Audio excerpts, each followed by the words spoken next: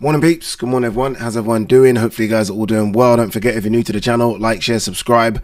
Alright, the main focus of this video should be about the grand arrivals. I was there yesterday, Leicester Square, decent turnout. I expected more, but I do think they only announced it was going to be Leicester Square a couple of days ago. But yeah, that's the main focus of the video, right? How did AJ look? How did Dubois look? Let's park that for a second, because late last night, we got the news that Oleksandr Usyk had been arrested. And when I first saw the clip, no joke, when I first saw the clip of him being cuffed, I thought it was a scene from a movie. Like, because I know Oleksandr Usyk is actually in a movie, I think.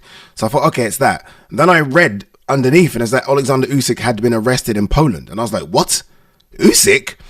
Crazy. Obviously, Usyk's team have come out, and Oleksandr Usyk as well, and said it was a misunderstanding. He's gone on to thank the Ukrainian president for helping him sort of clear up this misunderstanding as well. But I don't know how you can have a misunderstanding with Oleksandr Usyk. I mean, you know, when you're about to arrest Usyk, who you're arresting. Oleksandr Usyk recently had a big fight in Poland against Daniel Dubois. I do think Oleksandr Usyk has residence in Poland as well. So you know what you're doing. Before you go and arrest that man, you know, okay, look, 1 second, this is Oleksandr Usyk. Are we sure about this? Do you get what I'm saying? Let me quickly read out Oleksandr Usyk's statement. He put this on his Instagram. He also did a video, which obviously I can't translate. He said, "Dear friends, a misunderstanding took place. It was quickly resolved.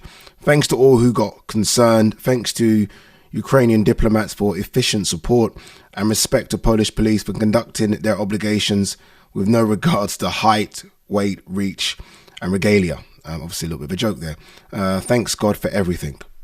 So look, first and foremost, it's been resolved. But again, if you are arresting Oleksandr Usyk, you're arresting him for a reason.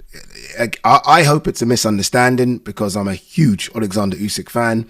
I think him out the ring, him in the ring, I just adore everything he does. But again, for someone to kind of push the button on, okay, arrest him.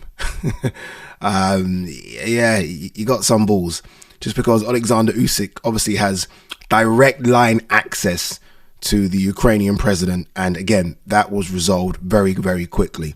I think Zelensky released a statement of his own, saying something along the lines of, basically, how dare you? Like, you know, Oleksandr Usyk means everything to the people of Ukraine, and you've just arrested him, and it's on camera, and it's quite embarrassing. But yeah, look, we'll see what comes of this. I expect nothing to come of it, because again, every party seems to be saying it's been cleared up. Obviously, you heard me read out Oleksandr Usyk's statement there. He thanks the Polish police. But I do find it strange. I do find it strange that a man of that stature, that well known, just gets arrested by mistake. It's kind of strange, but look, hopefully it has all cleared up. There was a part of me, this is the sinister part of me, that was like, oh, has he been arrested?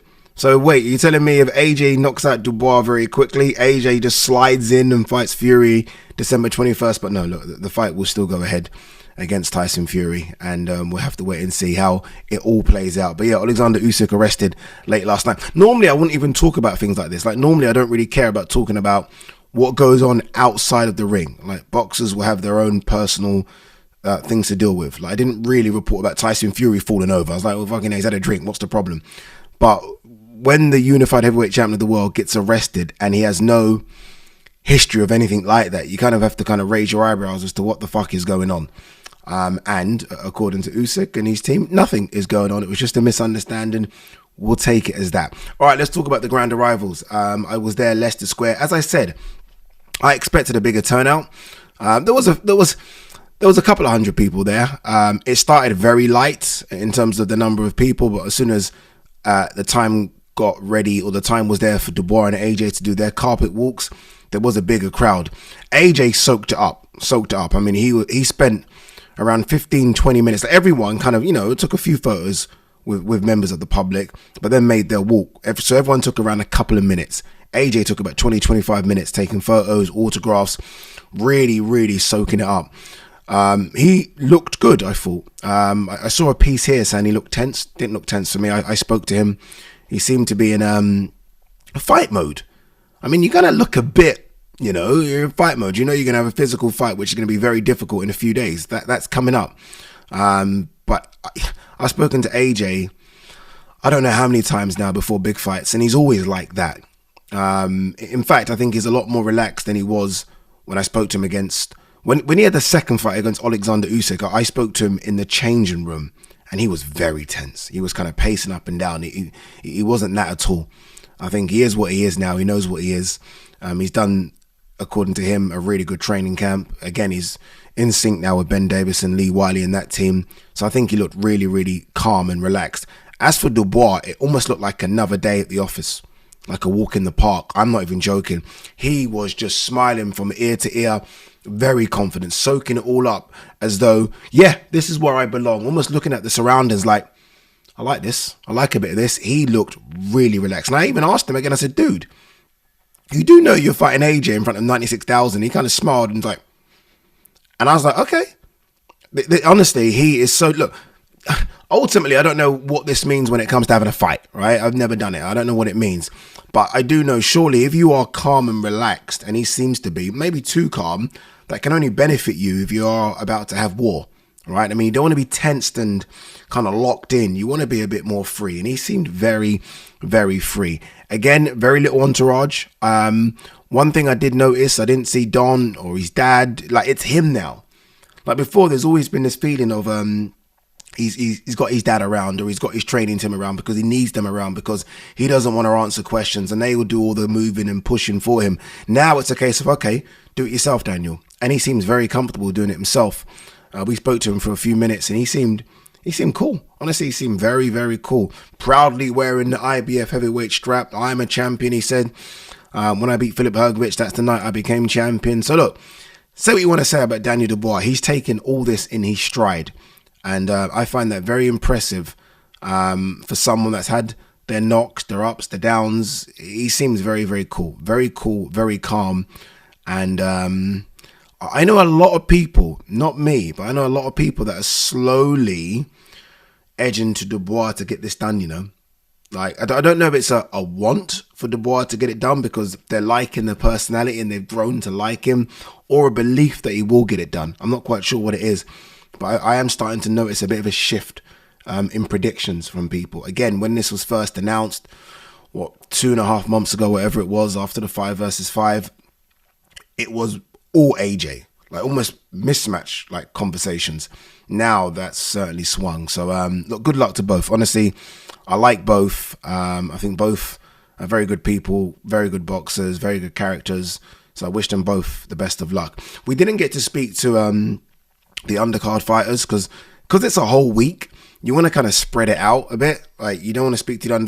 Like, it's difficult. You speak to them today or yesterday, then you're going to fucking ask the same questions today, and then you're going to ask the same questions at the press conference and the same questions at the weigh-in. So I specifically asked, let's spread it out. Let's do AJ Dubois, then we'll do the rest. So we are going to speak to the other fighters today and tomorrow. But they all looked good. They kind of all walked past us, and I immediately have a look at who might be struggling at the weight. You're all going to struggle, to be honest, but who's really dying at the weight? And they all looked pretty good. I was looking at Ishmael Davis a lot because obviously he's the one that's coming on late notice. I asked Sonny Edwards, who manages him, I said, look, what was he weighing? Because, you know, it's the weight cut that I think will kill a lot of these fighters, lastminute.com. And he said that Ishmael kind of walks around 168. So he only has to cut 8 pounds. He'll do that easily. I think he's got, percentage-wise, I think he's got about a 30% chance. I think, look, Josh Kelly has to be favourite, obviously. But I think Ishmael Davis has got a good chance in this one. What an opportunity. Eddie kind of spoke to us as well. Like the plans, if he were to win this, then there's big plans for Ishmael on a couple of Riyadh season cards in the future. So, look, this is the opportunity. You put your hand up, you take a risk, a gamble. If you like, your numbers come up. It's going to be a good one. All right, let's have a look and see. So today, very quickly, is the media public workout. Wembley Arena. Hopefully the public are there. In LA did it so well because it was outside, and it was just people that didn't know what was going on just turned up, and it eventually there was maybe a couple of thousand there. I just don't know if people are going to make their way to Wembley Arena. I hope they do, because you've got some really good fighters. You've got Cameron Vong is fighting. You've got Chris Congo fighting. I mean, that's fantastic. And they're in 6th rounders as well. So almost like exhibition fights, really. But I think that's really, really good. But we'll see. We'll see if we do have a decent crowd there. Hopefully there is. And it's free as well. It's free. Come and watch some free boxers. Why wouldn't you? All right. Let's have a look. Wisest choice for Canelo Alvarez next. Wisest choice. That's an interesting way of putting it, isn't it? Oh man, wisest choice. For me, the three on the table are Benavidez, the winner of Bivol Beterbiev, you know I'm rocking with, and Crawford. Now, by the way, I saw something the other day that says, and I don't believe it at all, that Canelo versus Berlanga did 750,000 pay-per-view buys. Don't believe it. I simply don't believe that. The most money, I think, pay-per-view was, I think the biggest, that's tough, you know. I think because immediately I said Benavidez. In my head, I was like, oh, Benavidez. But I think Crawford's a bigger casual draw, and Crawford. I think Crawford does more pay-per-view buys. Bivol, if Bivol were to win, just increases your status as one of the all-time greats if you fight Bivol. If you fight Bivol and try and become an undisputed light heavyweight champion, I mean, come on. So then I actually think Benavidez is the least of those three, because I think Crawford brings more money. Bivol brings more stature. I really become an undisputed light heavyweight after you've been undisputed at super middleweight. Way more stature. And then Benavidez. So I don't know how that answers the question. Apologies, but that's how I think it plays out. Adam Azim, and Devin Haney and Teofimo Lopez. Slow down. No rush. What else we got here? This is quite good. I saw this, that Bam Rodriguez is fighting. I don't know I can't remember the name of who he's fighting, but Bam Rodriguez is fighting, and he's going to be co-main for a Jaron Ennis fight. So they're putting Bam and Jaron on the same card. That's what you want to see, right? Hopefully they're in good events. You don't want to see them you don't want to just be doubling up the card just because you can't get them good foes. Hopefully they're in decent fights. I'm guessing it's going to be mandatories, but I think that's really good. Eddie's getting out two of his biggest prospects, or two of his biggest stars in America, and put them on the same card. Already you're like, okay, decent card. Even before you know what the rest is and who they're fighting, that's two very, very big names who do decent numbers. I mean, Jaron Ennis sold out last time, even against a late replacement, David Evanesian. And Bam always does decent numbers because he's Bam. Bam is just a superstar. All right. What else have we got? Do we have anything else before we pack up? I think that is it. Yeah, that is it. All right, guys, girls, have a good day. Enjoy it. And I'll see you on the next one. Peace.